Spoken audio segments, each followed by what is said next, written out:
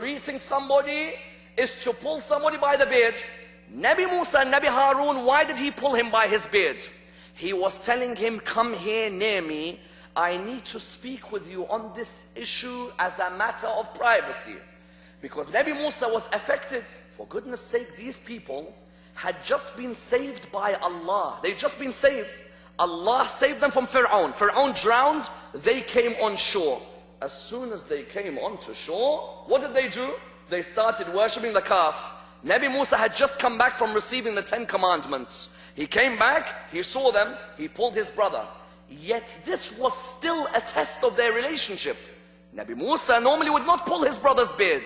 But because it reached a matter of urgency, he had to pull his brother's beard and tell him, come quickly. We need to discuss this issue.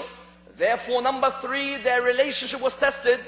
He said to him, my brother, why didn't you do anything to sort these people out? Nabi Harun said, oh Nabi Musa, if I had started a war, there would have been disunity between them. So I remain patient at this moment so they do not fight each other. Because sometimes patience in life is stronger than when a sword is struck. Therefore, number 3, their relationship was tested. Number 4, when Nabi Musa went up to Mount Sinai, he said to the children of Israel, now that I've gone up to Mount Sinai, I am not around you anymore. Who is my wasi? Harun. Meaning what? Meaning a prophet of God would never leave his people without telling them who the wasi is. A prophet of God would not leave a group of people unless he makes it clear to them that my wasi is that man over there.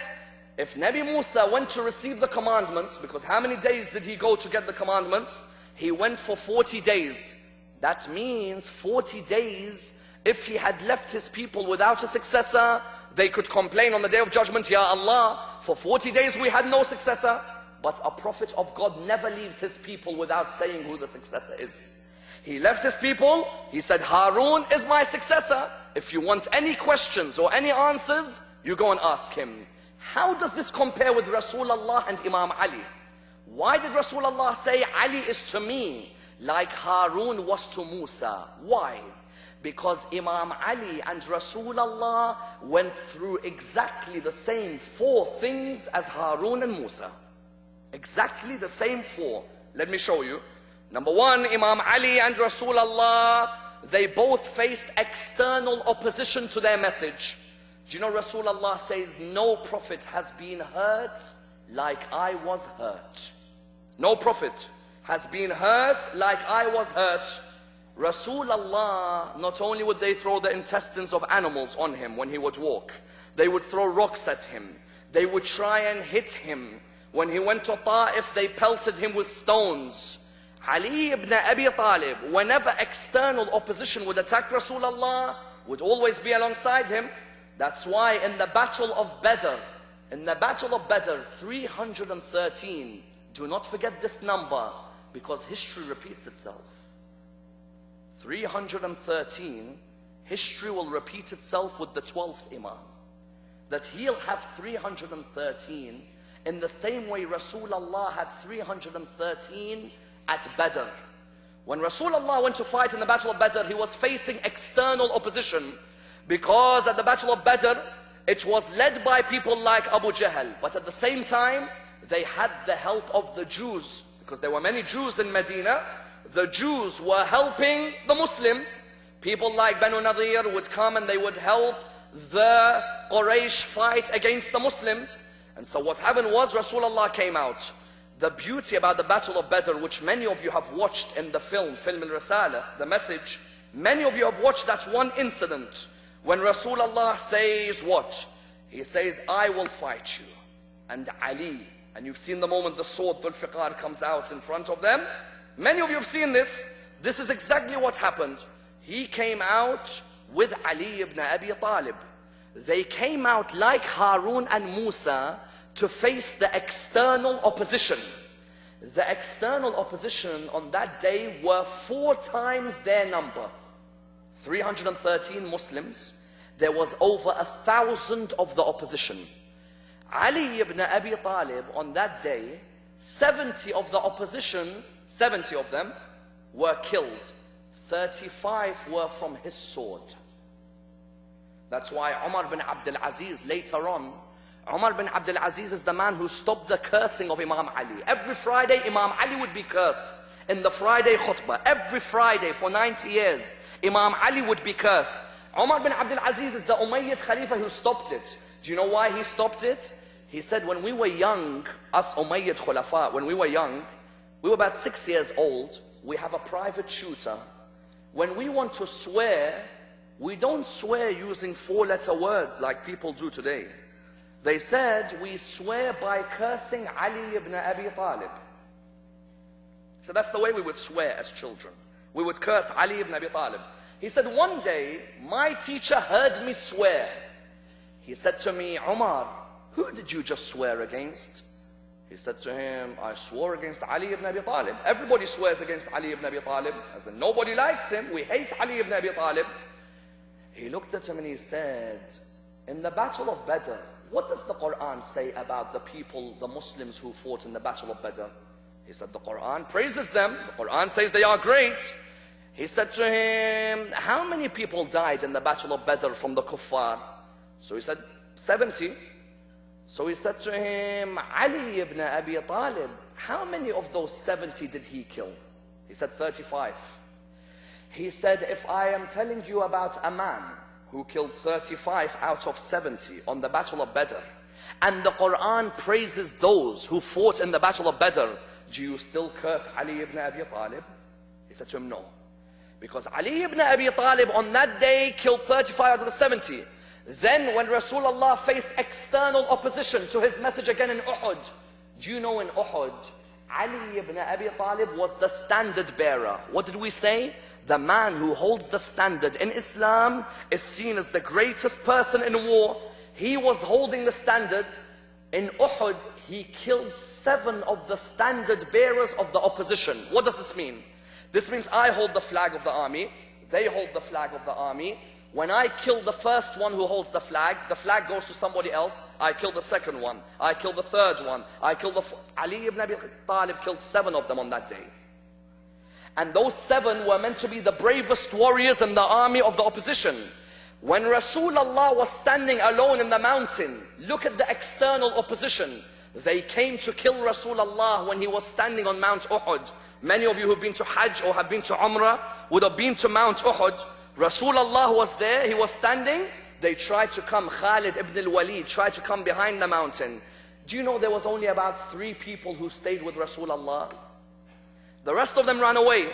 There was only 3 people who stayed with Rasulullah. Who were they?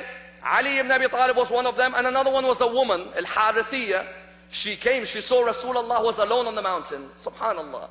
Men who later on became greats in Islam ran away, and a woman came to defend Rasulullah. And they tell me these are brave warriors. Ali ibn Abi Talib first with Rasulullah, they faced external opposition. They would always defeat the external opposition. Number 1, like Harun and Musa. Number 2, Ali ibn Abi Talib and Rasulullah faced internal opposition. Meaning what? Meaning their own flesh and blood tried to kill them. Their own flesh and blood.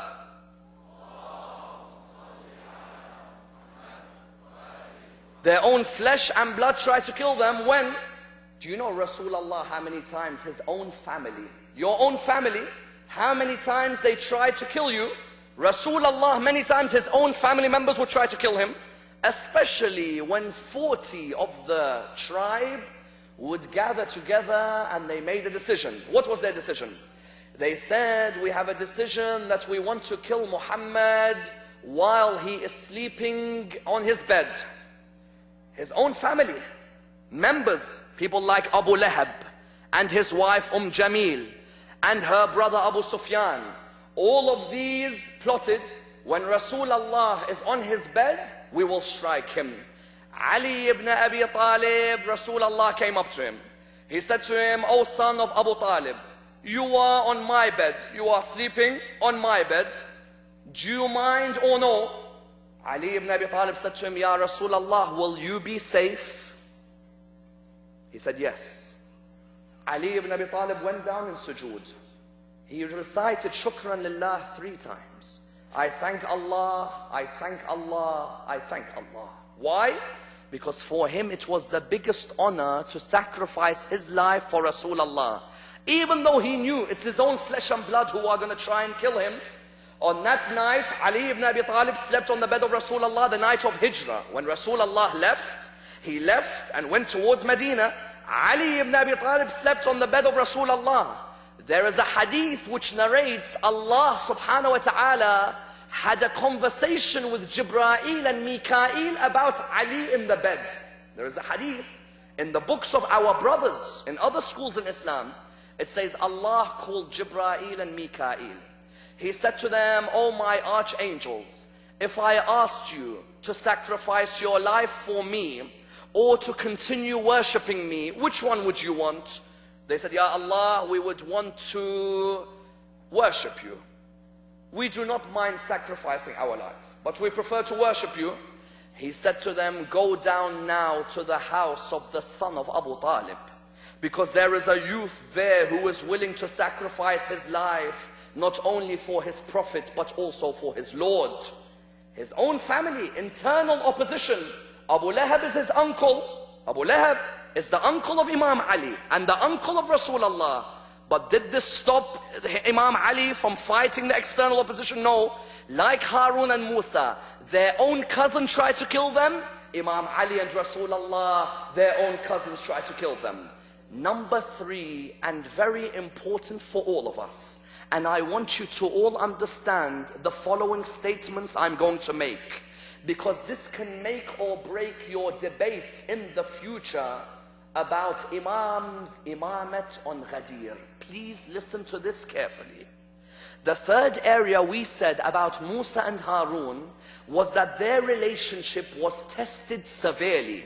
That although they were each other's brother, their relationship was tested very severely, where they began to do what? They had to hold on tight to each other. Imam Ali ibn Abi Talib and Rasulullah, 1.5 years before Rasulullah died, in that 1.5 years, from the 9th year of Hijrah Rajab until Safar in the 11th year of Hijrah, because Rasulullah died 11th year of Hijrah.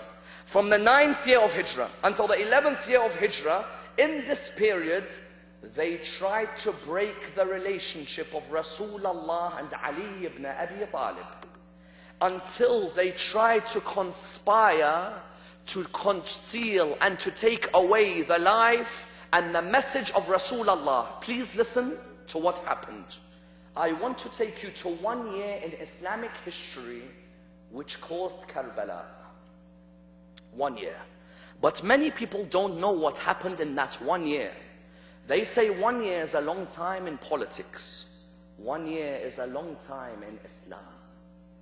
Because 1 year before Ghadir, they tried to kill Amir al-Mu'mineen and the Prophet himself. Please listen to this carefully. In the 9th year of Hijrah, in Rajab, the Battle of Tabuk, Rasulullah had heard the Romans want to fight the Muslims. The Romans in those days were controlling Syria and Palestine. They were on the border, controlling Syria and Palestine on the north. Rasulullah heard that the Romans want to attack. So Rasulullah mobilized his biggest army ever. This is very important. He mobilized his biggest army, 30,000 members. No army was like this. 30,000 people, Rasulullah mobilized them. But he did one thing. He didn't take Ali ibn Abi Talib with him. Why? Why did Rasulullah not take Imam Ali? Because Imam Ali, there was only one war he did not attend. Tabuk. The Battle of Tabuk was the only war he did not attend. Rasulullah left Medina, he did not take Imam Ali with him. Why? You see what happened on his way towards Tabuk to fight the Romans. Somebody caused a rumor. Somebody said, Rasulullah and Ali ibn Abi Talib, it seems their relationship